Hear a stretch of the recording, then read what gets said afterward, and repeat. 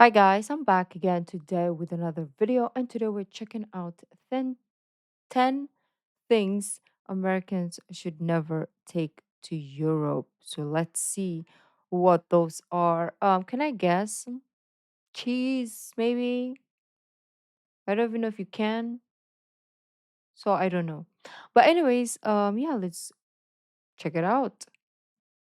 Hey there, fellow travelers, Mark here with Walters World, and today we're in Stratford upon Avon in England. And today we want to talk about are Short things that food. American tourists shouldn't pack when they come to Europe, because I see people bringing so many things they don't need, and it just makes your life so much difficult when you travel. So I really want to focus on a few things because I've seen all these like BuzzFeed videos and influencer videos and articles about, oh, here are the 20 things you need to make your next 7-hour flight to Europe so much easier. Yeah, Mm, but then your next 2 weeks of backpacking around Europe are much more difficult having to carry all those things. And the thing is, some of those lists actually have some good stuff in there, like, oh, if you're going to bring, wear compression socks if you're going to be traveling. Yes, that's really good for circulation, especially for old fart like me, right? But the thing is, sometimes they have things that are just so, like, mind-bogglingly dumb. Like, oh, you should bring a mini iron. You realize the hotels in Europe have irons? Yeah, they do. You don't need to bring one. Or my personal favorite, make sure you have a seat back organizer for your flight to keep all your stuff together. Do you need a seat back organizer when I you're don't know. like at work for 6 hours or 7 hours? No. So I will be passed out on a flight. I wouldn't even use any of those. Like, I download so many movies or whatever shows to entertain me, but none of, like, I get past 15 minutes of a show and I'm like gone. I wake up, oh, we're here. Okay. There was one time I felt so bad. So if I'm not mistaken, Philippines to Japan is 3, 4 hours, somewhere there. Cannot remember. So I passed out and I was on the aisle seats. My friend was in the middle seat, and then there was a lady at the window seat. I felt so bad. I was like, why didn't she wake me up? Because I think she really wanted to pee, but she didn't wake me up. So as soon as I woke up, she went to the bathroom and she stayed there for like ages. I think I slept again before she came back because I think she really had to go. I think I slept for like 2.5 hours. Like, we were almost landing when I woke up. So yeah, I don't think I'm gonna need that in a plane. that's what I want you to think about. The just dumb things on those lists when you're like, oh, that sounds kind of interesting, but do I want to lug it around? Anytime you go, do I really want to lug it around? And you think no, don't pack it. Okay? But Okay. let's go into more specific things. And I think that goes into really don't pack too much. Some people just bring too many things when they travel, and that kind of impacts what they're going to do. Because the more stuff you have, No, the I'm kind of easier it is to okay rob now, you. Because you're not actually. going to run after me if you got 3 bags. If I take one, what are you going to do? Leave the other two behind? No. So you don't want to pack too much. And the thing when I think about too much, one, don't pack too many shoes. I know this sounds crazy. Mm. I know there's some people saying, Mark, that's heresy. But this is from Jocelyn and my mother, who's an image consultant. And they both say basically 2 pairs of shoes. One you wear when you fly over, and one you pack. That's the best way True, to do it. Now, if true, you have true. special events you're going to, that's different. But listen, shoes take up a lot of space, like a ton of space, and they're heavy. And do you really need that many pairs of shoes? And are you really going to wear that many pairs of shoes? That's something you really have to think about. And also, when we're thinking about packing, I would say this: don't pack non-matching outfits. An outfit that only works in one way. Like, I have to wear this shirt and these pants together, and Mm. that's it. They don't go with anything else. You don't want to do that because then it's one outfit and that day is gone. So packing something for every day just takes up more space. What you want to do is pack things that intermatch, okay? So you can have 5 tops and 5 bottoms, and they all can kind of mix and match together. So you can turn those 5 things, those 10 outfit pieces, into like 20 different outfits instead of I only have one outfit per day kind of thing. And that really saves you a lot of space. If I'm going somewhere for like, let's say, 5 days, I'll just bring like two pants, like what I wear to travel back and forth, same pants. Um, and maybe pack two more pants.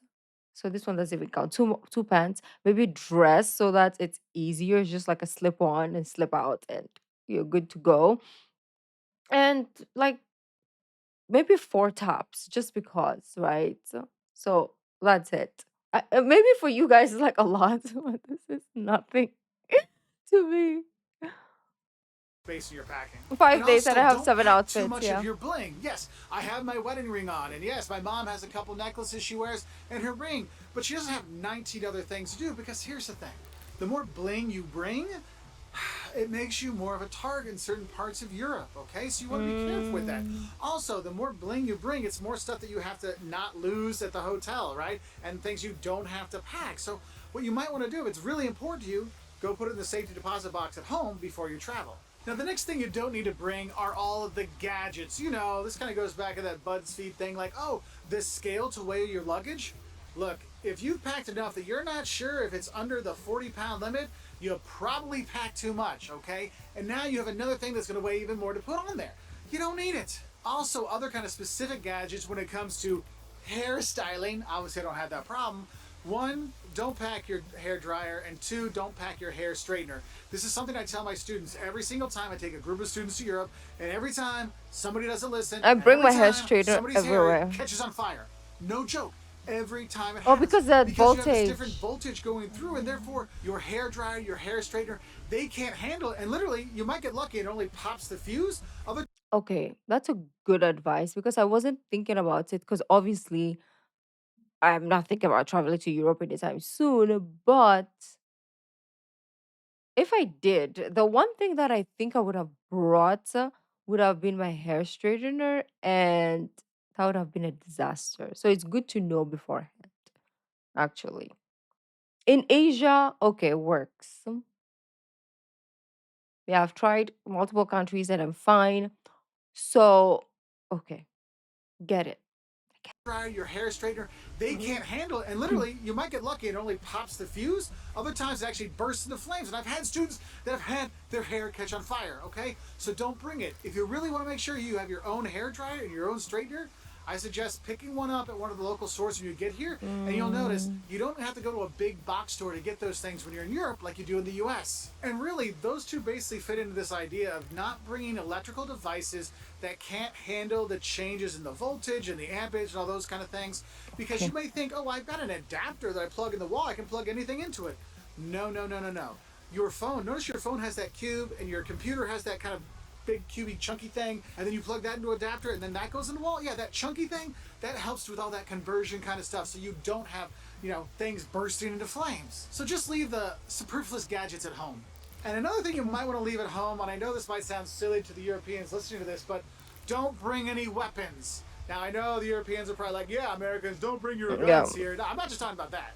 I'm talking maybe you have mace or you have pepper spray or you have a little wand baton or maybe Okay. you have a taser for your safety. Look, you can't bring that stuff here. Like, you'll get arrested for that. You cannot have it. It's illegal in some countries in Europe. So those things you need to leave at home, okay? And if you're worried about your safety when you're coming to Europe, I'm going to tell you, if you live in the U.S. and you're coming to Europe, you are way safer here, anywhere you go, than you are back in the U.S., okay? Now, another thing not to pack when you're coming here is any kind of college sweatshirt, college t-shirt kind of Why? thing, That's because, so cool. well, one, it gives you away as a tourist, right, that you're from the U.S. I mean, don't get me wrong, if you want to meet other dog fans, like when you're around, hey, go dogs, or hey, Alana fans, ILL, go for it. But the college branded stuff just kind of gives you away. The thing is, if you want to get your college branded sweatshirt, why don't you get one from Oxford or Cambridge when you're here, or VHS Universität Wien, where I taught? You can do that. But honestly, those kind of things, I wouldn't pack those just because it just gives you away too much as a tourist. And next, I want to talk about something that people are going to get very upset about. And I'm going to tell you this: don't pack pillows. You want Oh, to know who does why? that Well, though? you're going to pack a pillow. Like if you get the neck pillow, at the airport, this big thing here, well, you have to carry that around for the next few days. And I love when people are backpacking Europe and they've got it dangling off, they've got it dangling off the back of their backpack. Their backpack's on the ground, then it's on the floor and all this kind of stuff. You're like, ew, gross. Your neck pillow gets kind of nasty, but it's so big and bulky. Yes, it does make it more comfortable to fly. I'm not going to deny that, but do you want to carry that thing around for the next 3 weeks of backpacking Europe? So you might not want to pack that. The neck pillows are amazing. Good invention.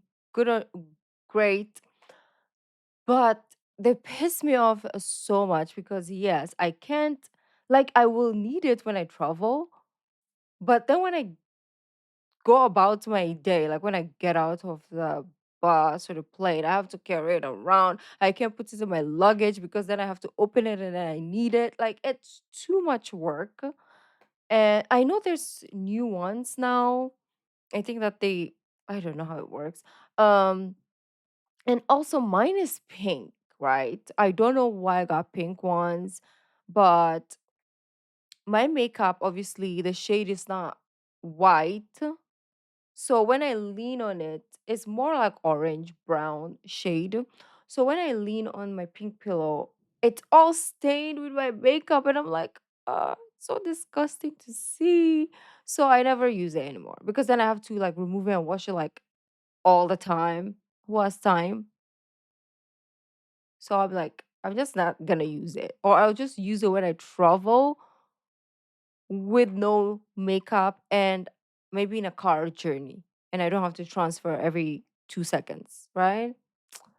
But they're good. I sleep so comfortably. I just pop them on and I'm like, anyways, I can sleep anywhere. So But also, I'm going to say this.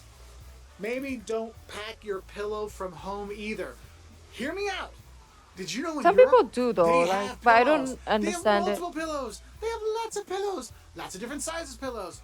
No, it's not going to be perfect like your pillow at home, but dragging your pillow around the world is not necessarily a really good thing to do because one, you could lose it. You know, if the hotel doesn't know that it's your pillow, they might switch it out and you don't even realize it and you might lose it. But also just the fact that it's a big unwieldy pillow, it could cause problems, and some airlines might consider it a carry-on luggage thing, and therefore it gives you less stuff you can actually take with you.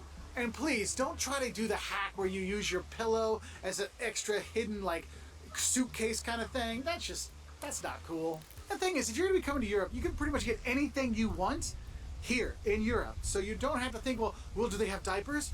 Do they have aspirin? Do they have socks? Yes, they have it all. About So you don't everything. have to worry about it. So when you're worried and you're sitting there looking at your luggage going, do I need to take this? Well, ask yourself, do I wear it now? Because if you don't wear it now, you're not going to wear it when you're traveling. Two, is this something I really need? Maybe if you don't really need it, maybe don't take it. And then three, if it's something I can buy over there, if I really need it, maybe I don't need it here and I can get it when I'm over there, all right? So, what are things you think American tourists shouldn't pack when they come to Europe? Let us know in the comments below to help out other travelers be better packed so you can be a nimble traveler to get around the world. Because you don't have to be fit and trim to be a nimble traveler. Take my word for it. You can just pack well and it makes it all better. Anyway, I wish you all the best. I'll say bye from here in Stratford upon Avon. Nice one. Okay. Yeah. Good advice actually, because it saved my ASS from like bringing freaking hair appliance to Europe. And also, excuse me, more. I always have like my lipstick in my mouth. So, um, and also let me know if there are more stuff that he didn't mention that you think are essential to not bring or pack to Europe. First and foremost, I try to pack less nowadays. Okay. Before I would like pack my whole entire house, but nowadays I can let go. And I try to pack less because I want to bring more back, right? I want to buy everything, like snacks or something that I fall in love over there. Not a human, but maybe one day we'll never know. But things like, for example, I find a pen that I really, really love or I like, or souvenirs, then oh, I have space for those, right? But anyways, let me know down in the comments, and I'll see you in our next video. Bye.